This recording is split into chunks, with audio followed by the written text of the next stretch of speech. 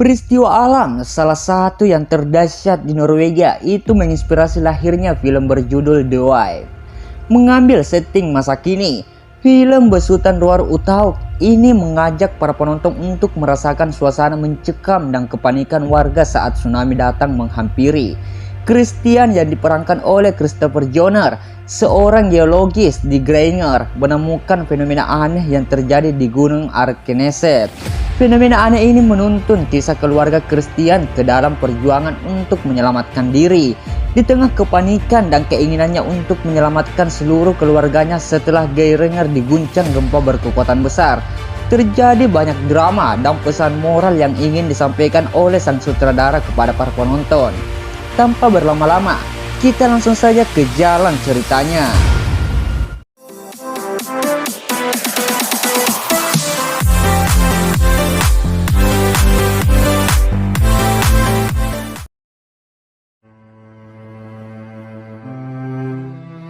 Film diawali dengan memperlihatkan suatu keluarga yang sedang makan siang bersama istri, suami, dan kedua anak mereka.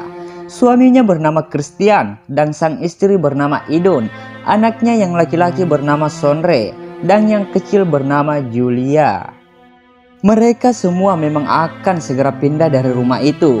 Pindah di sesuatu tempat yang lumayan jauh. Sebelum pindah, Christian pergi ke kantornya dahulu. Ia memang bekerja di pusat pengawasan gunung yang berada di pulau itu. Keadaan gunung di sana memang sangat normal, tak ada satupun pergerakan yang mencurigakan. Semua berjalan sebagaimana mestinya. Di kantor mereka semua merayakan untuk kepergian Christian, karena memang itu adalah hari Christian bekerja di sana terakhir kalinya. Ketika Christian sedang merapikan peralatan kantornya yang akan ia bawa pulang, tiba-tiba saja terjadi suatu pergerakan di gunung yang begitu aneh. Gerakannya tidak terdeteksi, tetapi semua alarm menyala. Di rumah, Christian merasa terus saja memikirkan pergerakan gunung yang aneh tadi. Ia terus memantaunya dari laptop. Tapi untung saja istrinya menenangkan Christian kalau tidak akan ada apa-apa yang terjadi pada gunung itu.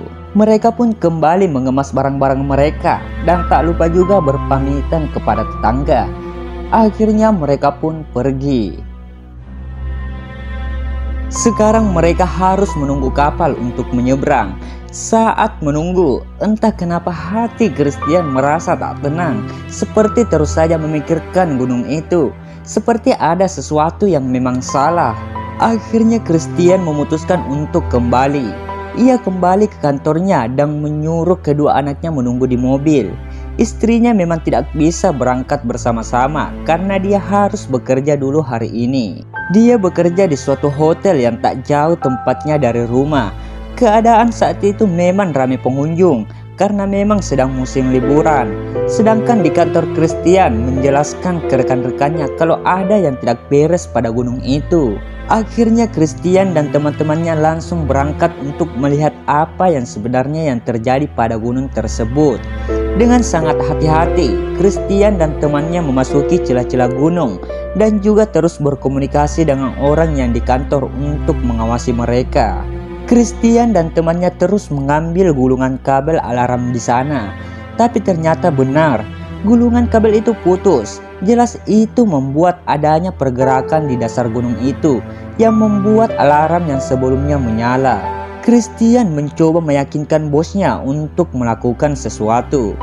Christian ingin bosnya menekan tombol alarm untuk mengevakuasi semua orang yang ada di kota. Tapi bosnya tak menginginkan itu karena jelas itu akan menimbulkan kepanikan yang luar biasa, apalagi turis-turis sedang mengunjungi kota itu.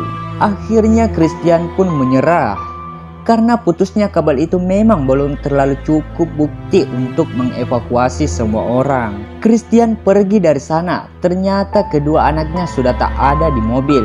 Kedua anaknya ternyata pergi ke tempat kerja ibunya yang berada di hotel. Lalu mereka memutuskan untuk pergi keesokan harinya karena sudah tidak ada lagi kapal untuk menyeberang. Julia si kecil memutuskan untuk tidur di rumah bersama ayahnya, sedangkan Sondre menginap di hotel di mana ibunya bekerja karena hubungan Sondre dan ayahnya memang sedikit tak begitu baik. Malamnya semua begitu tenang. Christian terus saja memandang gunung itu dari rumahnya. Kedua temannya tidur di stasiun pengawasan dan istrinya bekerja. Sedangkan Sondre bermain skateboard di ruang bawah tanah hotel itu, lengkap dengan musik yang dia dengarkan keras-keras melalui earphone. Dan teman Christian yang satunya lagi mengawasi gunung itu. Sesaat kemudian, tiba-tiba alarm menyala. Ia langsung berlari membangunkan kawannya yang lain. Ia juga memanggil kedua temannya yang tidur di stasiun pengawasan itu dan menceritakan semuanya. Akhirnya mereka berdua memutuskan memeriksa langsung ke bawah sana, di celah-celah gunung itu. Seperti mempunyai koneksi batin, Christian memang tiba-tiba merasakan ada sesuatu pergerakan di gunung itu. Mungkin hanya dia yang bisa merasakan. Lalu Christian melihat gunung seperti berimigrasi ke tempat lain di bawah sana. Tiba-tiba saja terjadi gempa yang begitu dahsyat. Batu-batu dari atas mulai menjatuhi mereka berdua dan terjebak di bawah sana. Alarm di kantor langsung menyala semua. Kini kedua celah gunung itu seperti bergerak dan menghimpit mereka berdua. Mereka panik bukan main. Akhirnya mereka menekan tombol alarm untuk mengevakuasi semua orang di kota yang terdengar begitu mengerikan. Orang-orang yang mendengar itu langsung menyalakan lampu rumah masing-masing. Idung panik dan keluar hotel. Sedangkan di bawah sana gunung sudah mulai berhenti bergerak. Tapi kemudian gunung itu benar-benar seperti roboh dan jatuh menuju lautan yang menimbulkan gelombang ombak yang sangat besar. Gempa sekarang mulai terjadi dan bisa dirasakan di kota. Mereka kini hanya punya waktu sekitar 10 menit sebelum gelombang tsunami yang begitu besar melahap mereka semua hidup-hidup. Christian langsung berlari membawa anaknya menuju mobil. Dia pacu mobilnya begitu kencang.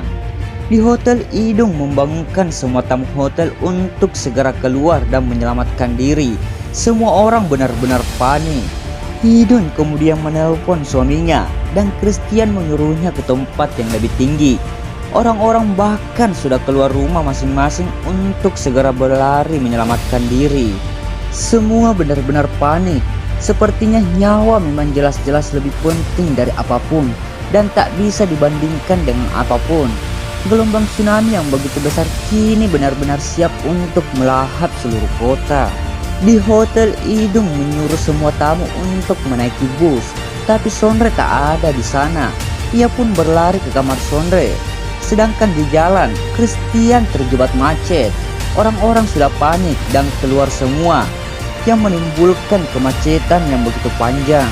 Waktu sekarang tinggal 4 menit lagi sebelum tsunami itu datang. Akhirnya Christian memutuskan keluar dari mobil. Ia menyuruh semua orang untuk meninggalkan mobilnya masing-masing dan berlari menuju ke tempat yang lebih tinggi. Mereka semua lalu meninggalkan mobilnya dan berlari. Mobil-mobil itu jelaslah begitu tak penting untuk diselamatkan selain nyawa. Lagi-lagi di sini Sondre belum juga ditemukan. Sekarang mereka hanya tinggal waktu 1 menit sebelum tsunami itu datang. Mereka benar-benar berlari sekencang-kencangnya. Tapi tsunami itu sekarang sudah ada di depan mata mereka semua. Lalu Christian menitipkan anaknya kepada temannya. Ia berniat untuk menyelamatkan seseorang yang terjebak tersangkut mobil. Ia membantu wanita itu berlari, tapi di belakangnya tsunami sudah semakin dekat. Christian tahu dia tak akan berhasil, jadi ia langsung ke dalam mobil. Dia pasang sabuk pengamannya. Sekarang Christian dan wanita yang dia selamatkan itu benar-benar tegang. Akhirnya ia pun dilahap hidup-hidup oleh tsunami itu dan tenggelam di dalam air. Di hotel akhirnya Idung menemukan Sondre yang ternyata sedang asik bermain skateboard. Tapi saat mereka keluar, tsunami sudah di depannya dan siap melahap mereka. Tidak ada lagi kesempatan selain masuk ke dalam hotel dan naik setinggi-tingginya. Tapi mereka malah masuk di ruang bawah tanah. Salah satu di antara mereka, yaitu istri dan anak laki-laki itu, tak bisa selamat dan terbawa arus tsunami. Akhirnya mereka pun menutup pintu itu. Tsunami itu sudah berlalu, semuanya sudah hancur tak terbentuk, bahkan mayat-mayat bergeletakan di mana-mana. Di sana hanya ada Christian yang sadar, tetapi wanita yang ia tolong tadi sudah mati. Kini teman-teman Christian di kantor seperti menyesal tak mendengarkan apa yang Christian peringatkan sejak awal. Di sana Christian mencari anaknya Julia yang ia titipkan tadi. Untung saja Julia memang selamat karena berhasil berada di puncak tertinggi sebelum tsunami itu datang. Sedangkan di hotel, Idung anaknya dan satu orang lagi terjebak di sana. Christian menelpon ke tempat penampungan kalau memang jika terjadi tsunami, menanyakan apa ada bus hotel di sana. Tapi tak ada bus hotel di sana. Tapi Christian percaya bahwa istrinya dan Sonra masih hidup, tetapi terjebak di hotel itu. Ia pun berniat pergi ke kota dan meninggalkan anaknya di sana yang ia titipkan kepada temannya. Untung saja Julia gadis yang pintar dan mengerti keadaan. Ia tak menangis ataupun merengek seperti anak kebanyakan. Kini Christian kembali ke kota seorang diri. Idun dan Sonra mencoba untuk membuka pintu, tapi sama sekali tak bisa karena tertahan oleh air di depannya. Bahkan sekarang air itu telah masuk melalui celah-celah pintu. Christian melewati air yang sekarang telah surut. Di sana benar-benar sangat mengerikan. Semua sudah rata dengan tanah, tak ada yang tersisa karenanya. Hanya lampu-lampu mobil yang masih menyala di mana itu membantu Christian untuk berjalan. Lalu Christian seperti menginjak sesuatu yang ia naiki. Ternyata itu adalah bis hotel di mana seharusnya istrinya berada. Ia buka bis itu, ia gunakan senter yang ada di sana. Di dalam bis itu penuh dengan mayat-mayat, di mana itu semua adalah tamu hotel. Bahkan ia melihat rekan kerja istrinya juga di sana meninggal. Ia memanggil-manggil anak dan istrinya, tapi di sana tak ada anak dan istrinya. Ia pun kembali keluar dari sana. Di dalam hotel, Idun dan anaknya bersama satu orang lagi sudah benar-benar di ujung kematian karena air sudah sangat tinggi menenggelamkan mereka. Mereka terus mencoba membuka pintu dan ternyata pintu itu tertahan oleh beton dari luar dan sontak saja membuat pintu itu terkunci dan menjebak mereka semua di dalam yang penuh dengan air. Tak ada lagi harapan bagi mereka. Bahkan orang yang satunya sekarang sudah mati karena tak tahan dengan itu semua, ditambah mereka berdua sudah sangat kedinginan sekarang. Sementara itu Christian sudah masuk ke dalam hotel itu dan memanggil-manggil nama anak dan istrinya. Christian terus mencari ruangan demi ruangan, lorong demi lorong. Bahkan ia melihat tas anaknya di sana. Christian memukulkan besi karena benar-benar merasa bersalah sekaligus kesal. Tapi justru itu membuat anak dan istrinya yang terjebak di bawah sana mendengar pukulan besi itu. Mereka berdua langsung mengetuk-ngetukkan besi berharap Christian mendengarnya. Sontak saja Christian yang mendengarnya itu langsung berlari ke bawah. Tetapi di bawah air kembali datang dari ventilasi. Christian langsung menyelam mencoba membuka pintu yang tertahan oleh beton di depannya. Ia singkirkan beton itu satu persatu. Seperti ada koneksi batin, Idun pun kembali mencoba membuka pintu dari dalam. Yang akhirnya mereka berdua kembali berjumpa. Christian menyuruh istrinya pergi duluan dan ia berusaha menyelamatkan anaknya yang masih di dalam. Sonra seperti sudah setengah sadar. Dinginnya suhu membuat seluruh tubuhnya membeku. Tetapi Christian mencoba meyakinkan anaknya untuk bisa berenang dan menyelamatkan diri. Mereka berdua kembali berenang, tapi di tengah jalan Sonra seperti kehabisan nafas yang malah membuat dirinya panik. Christian kemudian langsung memberikan oksigen yang ia punya ke anaknya dan menyuruhnya untuk segera pergi.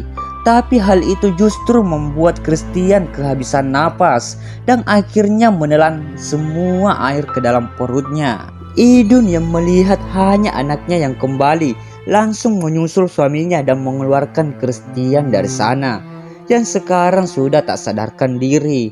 Idung langsung memompa dada suaminya, berharap air yang di dalam tubuhnya keluar. Tapi Christian tak sadar-sadar. Ia terus-menerus memompa dadanya. Sondre pun ikut membantu sambil menahan tangisnya. Tapi Idun tahu suaminya sudah tewas sekarang. Sondre seperti tak ingin kehilangan ayahnya dan berusaha terus memompa dada ayahnya. Dan untung saja hal itu membuahkan hasil, membuat air itu keluar dan kini Christian tersadar kembali. Akhirnya mereka bertiga pun selamat. Di lokasi penampungan, Julia berharap Arab cemas menanti ayahnya. Yang tak lama kemudian dari ujung jalan sana ayah, ibu dan kakaknya berjalan dan sontak saja membuat Julia berlari menghampiri mereka. Akhirnya mereka berempat berhasil melewati tsunami yang begitu besar dan menghancurkan kota itu dan film pun tamat.